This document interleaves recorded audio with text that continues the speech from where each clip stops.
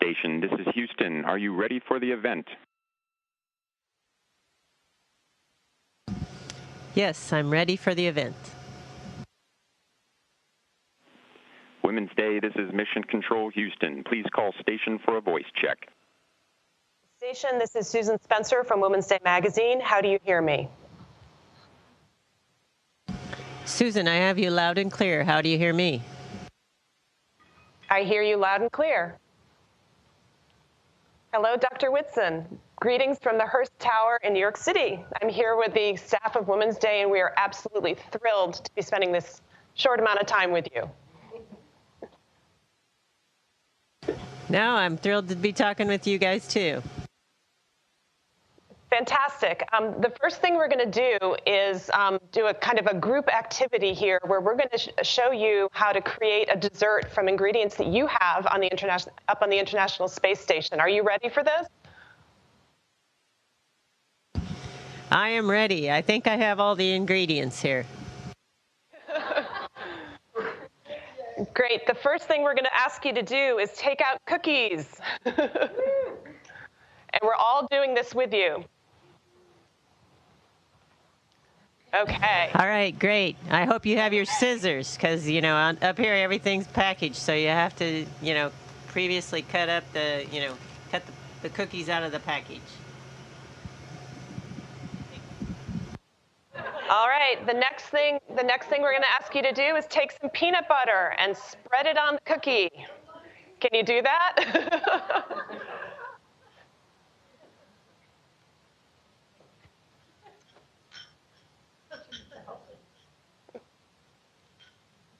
All right, here comes the peanut butter. Excellent. All right, then we're going to sandwich it together, right, like that. There you go. And finally, do you have a little chocolate sauce, Dr. Whitson?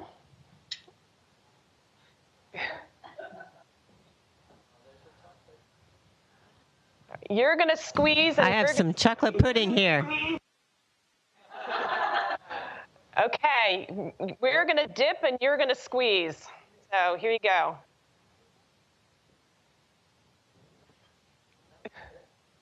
All right. And here comes the chocolate.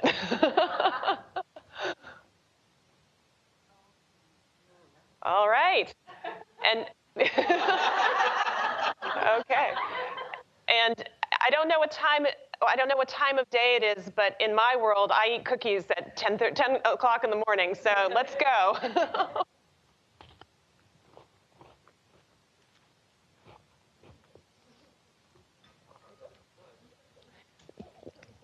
How's that taste? It's very tasty. It's funny because I'm not a huge peanut butter fan on Earth, but I love it up here. Well, thank you so much for indulging us on that one, and I hope that you'll share that recipe with your fellow astronauts on the space station.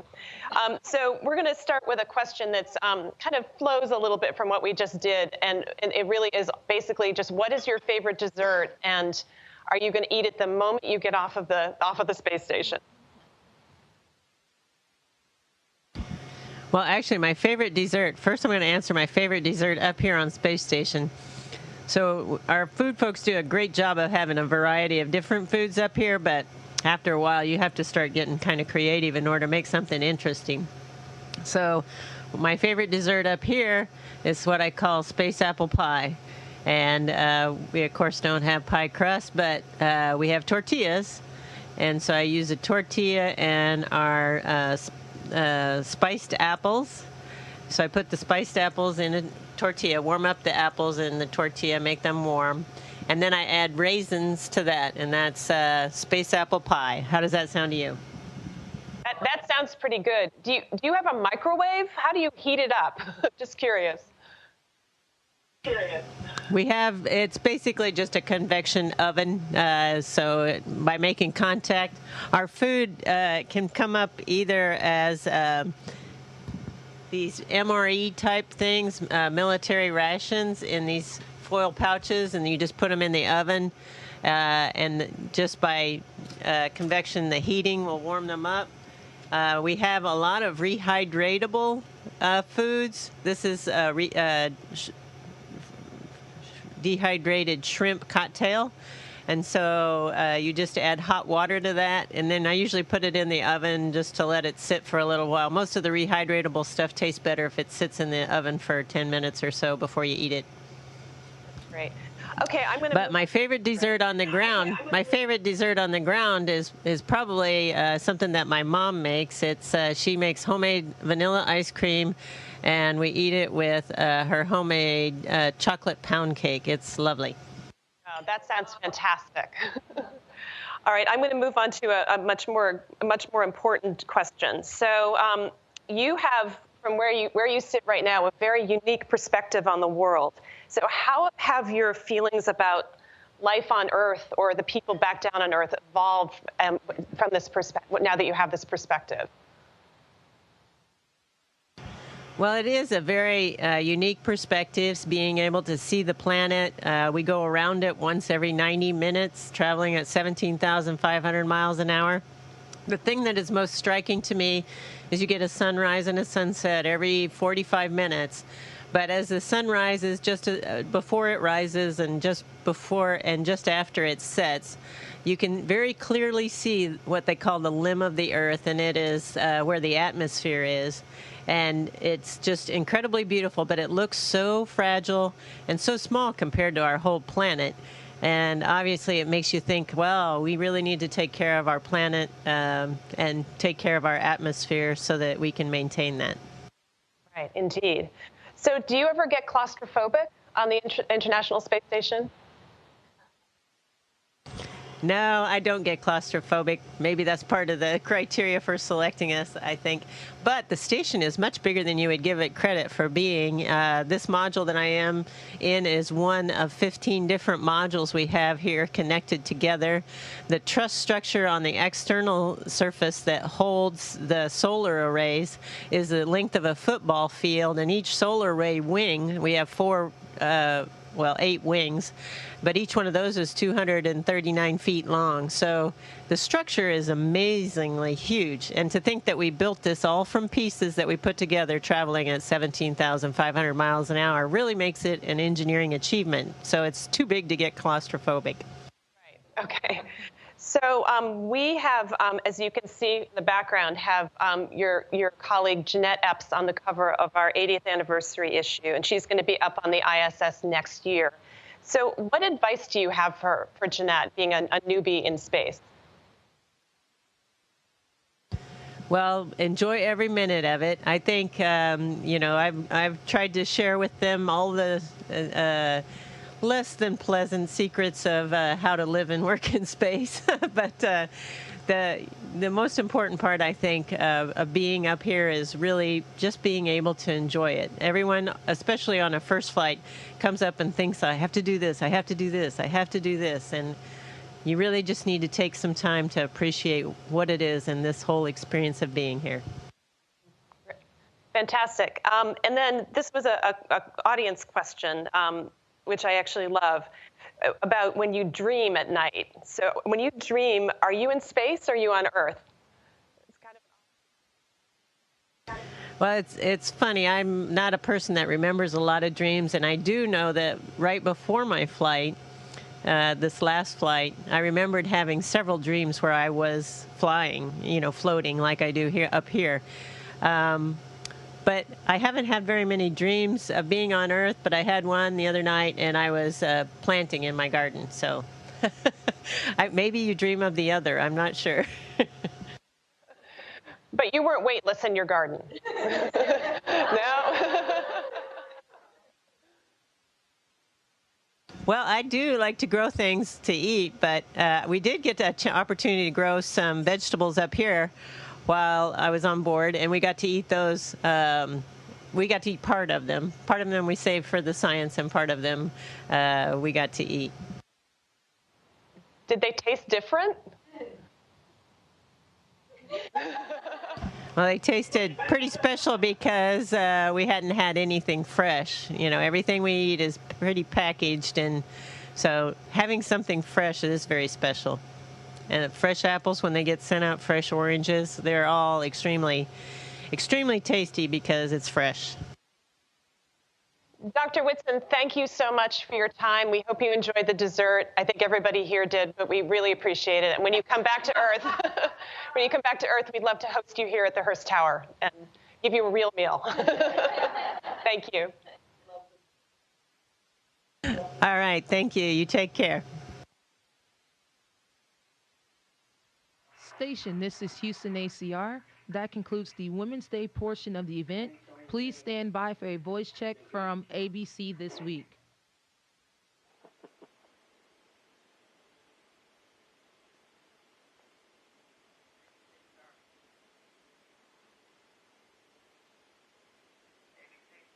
Okay, I hear you.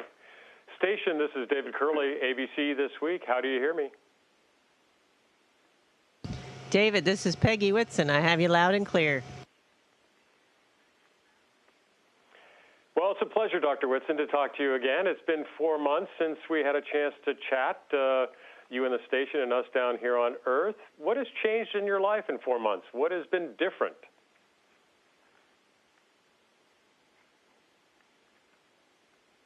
I've actually been doing some really interesting research in the recent months. We are doing a lot of cell cultures. So I've been culturing stem cells, cardiac cells, and cancerous lung cells, and bone cells. So those have been kind of my favorite experiments that we've been doing on board the space station. So that's been very interesting to me. We've been following you and Scott Kelly and long-duration flights here. NASA is considering another possible year in space with another astronaut. What have we learned so far about the human being in space for that long period of time? Well, I think we're learning a lot about how the fluids shift and redistribute. We're trying to better understand what causes some of the eye changes that are occurring. Some are permanent, some are reversible, but we're trying to better understand what the mechanisms of those are. And that's actually one of those investigations that I think will help take us further on our exploration missions by better being able to understand that and mitigate those risks to our future astronauts. We talked a lot about bone density the last time we spoke, that we need to figure out a way for astronauts to maintain their bone density. What have you been doing? What do you think we've learned since the last time we spoke? Well, obviously, we've learned a lot over the years that we've been up here. We have exercise regimes that allow us to maintain our bone density for the most part. However, those exercise apparatus are pretty elaborate, and when we go on a mission, an exploration mission to Mars, we may have to come up with something smaller. So I've been testing a new, smaller, miniature exercise device, plus one of the cell culture studies I was looking at looking at bone growth, and that may help us understand the mechanisms of the change, and therefore maybe turn it around or reverse it so that we don't lose bone mineral density as fast as we normally would here in space. You know, we've talked about where we go next after the station. Do we go to Mars? Do we go back to the moon? What do you think we should do next? Where should we go?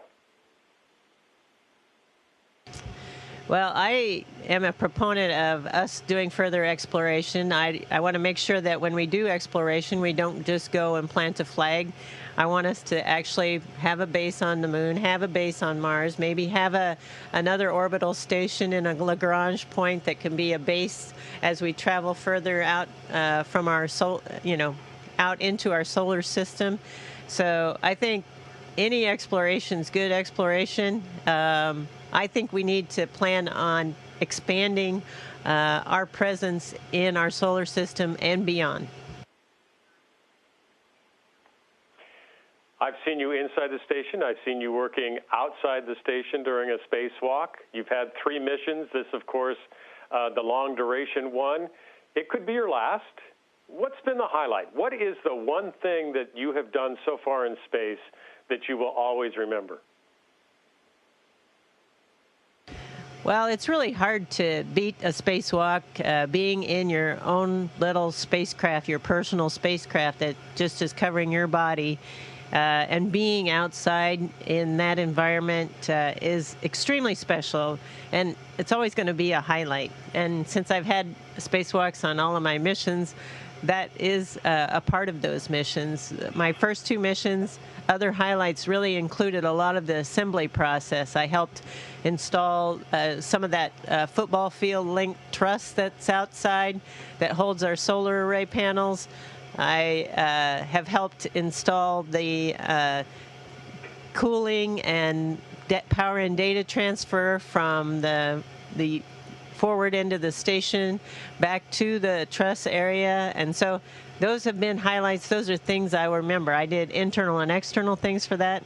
I think on this mission, the highlight has really been a lot of the science that we're doing. I think the science has escalated, and we are really improving the quality and level of science that's getting done up here. And so I think that's been exciting.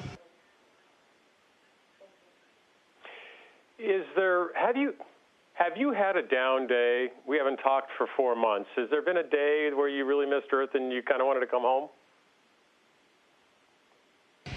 You know, I think psychologically it's best not to think about going home for the most part during the mission. And even when I wasn't sure whether I would be leaving in June or in September, before that time, I really hadn't envisioned myself going home. And I think that helped with that transition because there really wasn't any transition. I hadn't really put my eggs in that going home basket.